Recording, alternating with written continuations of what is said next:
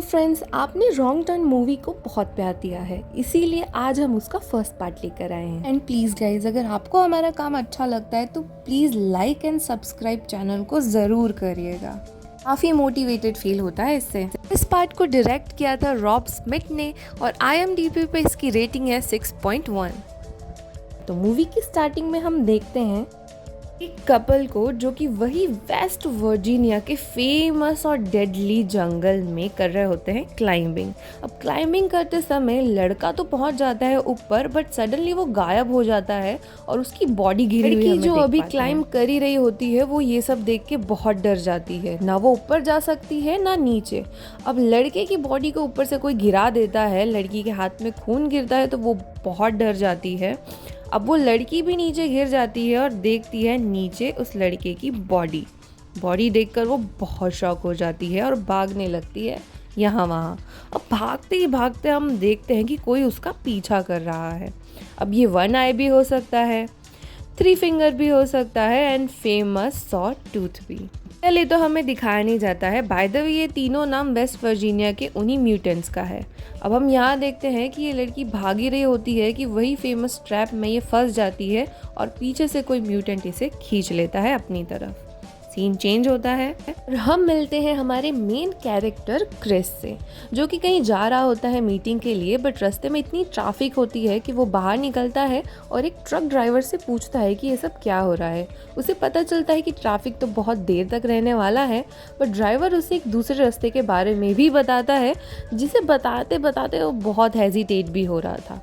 But Chris को जाके meeting में जाना था, वो उसी रास्ते को पिक करता है और रॉन्ग टर्न की तरफ निकल पड़ता है। अब देखते हैं वो आगे एक कॉटेज के पास में आया है।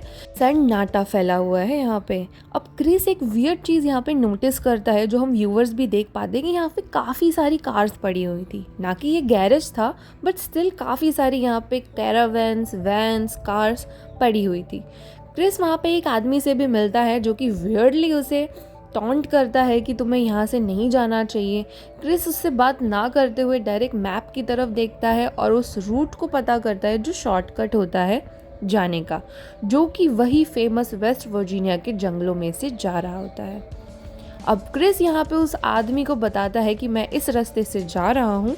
वो उसे गुड लक करके निकल जाता है, बट वो आदमी पीछे से बोलता है कि गुड लक की ज़रूरत तुम्हें है, मुझे नहीं। अब हम देखते हैं क्रिस जा रहा होता है इसी जंगल से।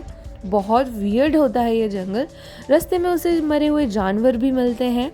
जा रहा होता है, उसका ध्यान थोड़ा सा भटकता है कि सामने वो देख नहीं पाता कि ऑलरेडी एक कार वहाँ पे पड़ी हुई है और क्रिस उसे टक्कर मार देता है।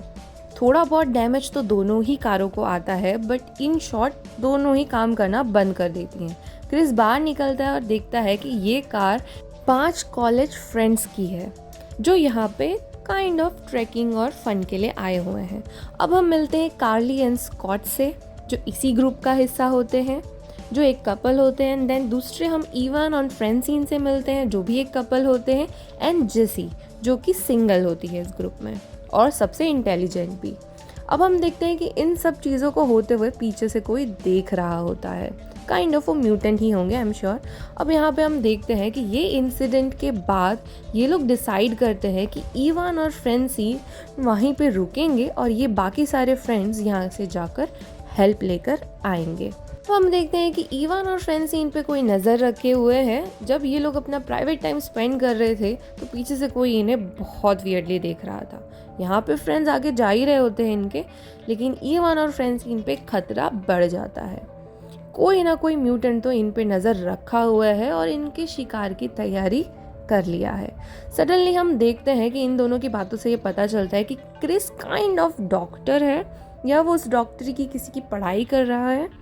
आगे हम देखते हैं कि इवान वहाँ से गायब हो चुका होता है और जब फ्रेंसिन उसे ढूंढने जाती है तो शॉकिंगली उसे वहाँ पे इवान का कान पड़ा मिलता है। पहले तो उसे लगता है ये किसका होगा, बट उसके अंदर पियर्सिंग्स करी हुई थी जो इवान की ही थी। बहुत डर जाती है वो। आई मीन आप ही सोचिए एक ऐसी सिचुएशन में एक लड़की करेगी भी क्या। अब पीछे से हम देखते हैं कि उसे भी किसी म्यूटेंट ने पकड़ लिया है और यहाँ पे उसके बाकी सारे फ्रेंड्स क्रिस के साथ एक डेड एंड पे आ चुके हैं। अब यहाँ पे इन सब के बीच में थोड़ी नोकझोंक होती है कि ये लोग यहाँ कैसे आए क्या, बट हम देखते हैं कि जंगल एकदम घना है और दूर दूर तक कोई रूट का निशान नहीं।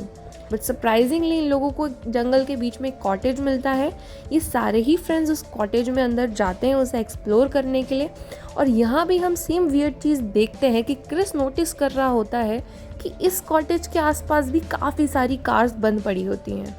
अंदर जैसे ये लोग जाते हैं देखते हैं कि खाना ख़राब तरीके से पड़ा हुआ होता है, काफ़ी सारे यहाँ पे चीज़ें होती हैं, लाइक वियर्ड फूड कुक हो रहा होता है, लाइक किसी अजीब से एनिमल को मार के बनाया हो। ब्रेन्स, ईयर्स जार्स में पड़े होते हैं। आई मीन यहाँ तक तो ये सब देखने के बाद इन लोगों को भाग ही जाना चाहिए, बट पता नहीं क्यों ये लोग और एक्सप्लोर करते हैं। चीज़ तो तब होती है जब जैसी को यहाँ पे वही सारी रॉड्स और वहाँ ही सारे वायर्स मिलते हैं कि जो इन लोगों की कार पंचर करते टाइम इन्हें मिला था, दिखा था। और यहाँ पे जैसी एक टब के अंदर एक हाथ भी, ह्यूमन हाथ भी नोटिस करती है। हड़बड़ा जाते हैं ये लोग, बट कुछ कर पाते हैं उससे पहले ही यहाँ पे एक म्यूटेंट आ जाता है लेकर फ्रेंसीन को। अब ये नज़रिया बहुत ही डरावना था। हम देख पाते हैं पहली बार उस म्यूटेंट का फेस। अब आई डोंट नो यहाँ पे ये कौन सा म्यूटेंट था, बट आई गेस कि ये 3 फिंगर ही था क्योंकि उसी का स्टाइल इतना ब्रूटल है।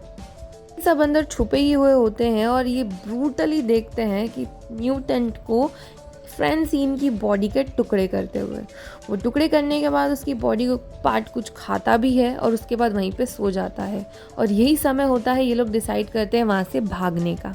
धीरे धीरे कोशिश करके ये लोग निकल ही रहे होते हैं कि उस म्यूटेंट जो कि आई गेस सॉ टूथ है, उसकी नींद खुल जाती है और ये लोग भागते हैं अपनी जान बचा के। ये लोग भाग के खुले जंगल में पहुंच जाते हैं जहाँ सारी कार्स ये सब पड़ी हुई थी। सारे ही म्यूटेंट अब हम देखते हैं कि आ चुके हैं। सॉ टूथ हो, 1 आई हो या 3 फिंगर हो, तीनों आके इन सब के ऊपर हमला कर देते हैं। हम ये देखते हैं इन तीनों के पास और कोई ऑप्शन बचा ही नहीं है। बच के वो भाग ही नहीं पाते जंगल में क्योंकि ये म्यूटेंट्स इस जंगल को बेहतर जानते हैं। अब जहाँ पे सारी कार्स पड़ी थी वहाँ पे काफ़ी सारे ब्लड, हर जगह पे अजीब सी खुशबू, आई मीन बदबू थी और काफ़ी सारे ब्लड, कार्स, उनकी चीज़ें, सामान, ट्रैवलर्स के कैंपिंग की चीज़ें, ये सारी चीज़ें वहाँ पे पड़ी हुई थी। ये लोग छुपने की कोशिश तो करते ही हैं, बट म्यूटेंट्स वहाँ पे हथियार लेकर पहुँच गए हैं। और अब ये लोग प्लान करते हैं। क्रिस ये ऐसा बोलता है कि मैं यहाँ से भाग जाऊँगा, इन लोग को डिस्ट्रैक्शन पैदा करूँगा और तुम सब यहाँ से निकल जाना। क्रिस जैसे ही डिस्ट्रैक्शन करने के लिए भागता है, उसके पैर में गोली मार देते हैं ये म्यूटेंट्स। तो पैर में चोट लग चुकी है। अब उसे जैसी और कैरली लेके जाते हैं सहारा देकर, बट हम ये देख पाते हैं कि स्कॉट पीछे छूट गया है। जैसी, कैरली और क्रिस को तो एक कार मिल जाती है जो म्यूटेंट्स की ही होती है, बट हम देख पाते हैं कि उस कार में से निकलता है इवान। आई मीन उसकी बॉडी एकदम से ख़राब हो चुकी थी, म्यूटेंट्स ने बहुत बुरी तरह उसे मारा था। अब ये तीनों यहाँ से निकल जाते हैं, बट स्कॉट पीछे छूट गया होता है और एक म्यूटेंट भी इनका पीछा कर रहा होता है। स्कॉट जैसे ही इन सब की तरफ आगे भागने की कोशिश करता है, पीछे से फेमस 3 फिंगर अपने बो एंड एरो से इसको मार देता है। एंड आयरॉनिकली 3 एरोज ही मारता है। अब हम देखते हैं कि स्कॉट की तो वहीं पे ऑन द स्पॉट डेथ हो चुकी होती है। क्रिस कार्ली को संभालते हुए, बताते हुए लेके जाता है वहाँ से। ये सब होने के बाद ये लोग आगे जाते हैं तो देखते हैं कि रास्ता ही बंद होता है। अब रास्ता बंद है तो ये लोग तीनों जन आगे जा ही नहीं सकते, तो ये लोग डिसाइड करते हैं कि पैदल जाने का वहाँ से। कार्ली बहुत इमोशनल होकर टूट चुकी होती है, बट उसे क्रिस हिम्मत दिलाता है। जैसी हिम्मत दिलाते हुए आगे लेके जाते हैं और जंगल के अंदर जाने के बाद इन्हें एक वॉच टावर मिलता है, जिसे देखकर ये लोग थोड़े से रिलीफ फील करते हैं। इसके ऊपर चढ़ जाते हैं और ढूंढने लगते हैं कि कुछ इन्हें मिले। वहाँ पे इन्हें एक रेडियो तो मिलता ही है, जिससे वो ट्राई भी करते हैं कांटेक्ट करने का, एंड किसी ने रिसीव भी किया होता है इनका सिग्नल। बट ये लोग देखते हैं कि इन लोगों को ढूंढते ढूंढते म्यूटेंट्स भी वहाँ पे आ चुके होते हैं। ये लोग वहाँ की लाइट्स एंड रेडियो बंद करने की कोशिश करते हैं, छुपने की कोशिश करते हैं जैसे कि इन्हें म्यूटेंट्स देख ना पाए, क्योंकि म्यूटेंट्स इस वॉच टावर के नीचे से ही गुजर रहे होते हैं। लेकिन रेडियो की फ्रीक्वेंसी चालू हो जाती है। इतनी ज़ोर से रेडियो बजता है कि नीचे म्यूटेंट्स को आवाज़ आ जाती है। अब म्यूटेंट्स क्या करते हैं कि वॉच टावर के नीचे आग लगा देते हैं। अब इन तीनों के पास कोई और चॉइस होती ही नहीं है, या तो वहाँ से कूदें या तो नीचे धीरे धीरे आग को क्रॉस करके निकलें, जो कि इम्पॉसिबल था। अब क्रिस डिसाइड करता है नीचे देखकर कि एक ट्री के ऊपर हम कूद सकते हैं। वहाँ पे चांसेस है कूदने का कि हम सरवाइव कर जाएंगे। ये लोग नीचे कूद तो जाते ही हैं और सरवाइव भी कर लेते हैं, बट उधर कूदने के बाद जो लोग ट्री के ऊपर ही होते हैं, बट स्टिल म्यूटेंट्स वहाँ पे आकर कार्ली का शिकार कर लेते हैं और बेचारी की वहीं डेथ हो जाती है। बहुत ब्रूटल था ये सीन। हम थ्री फिंगर को देख पाते हैं कि उसने ये किया है। कार्ली की डेथ के बाद थ्री फिंगर के साथ यहाँ पे थोड़ी बहुत झड़प तो होती ही है क्रिस की, बट हम देख पाते हैं क्लियरली कि थ्री फिंगर के सामने जीतना राइट नाउ तो मुमकिन नहीं है क्रिस के लिए। इन सब से बचते बचाते जेसी की भी डेथ ऑलमोस्ट होने ही वाली होती है, बट टच वुड वो बच जाती है और वहाँ से ये लोग भाग निकलते हैं। ये लोग यहाँ से भागते हैं दोनों जन, और वहाँ पे उन्हें एक झरना मिलता है। उसी झरने के पीछे ये दोनों जन डिसाइड करते हैं कि हम आज रात यहीं बिताएंगे। हम ये देख पाते हैं कि सुबह उठते ही ये लोग बहुत सदमे में उठते हैं कि मानो रात भर जो हुआ उन लोगों को बिलीव ही नहीं हुआ कि हमारे साथ ये सब हो चुका है।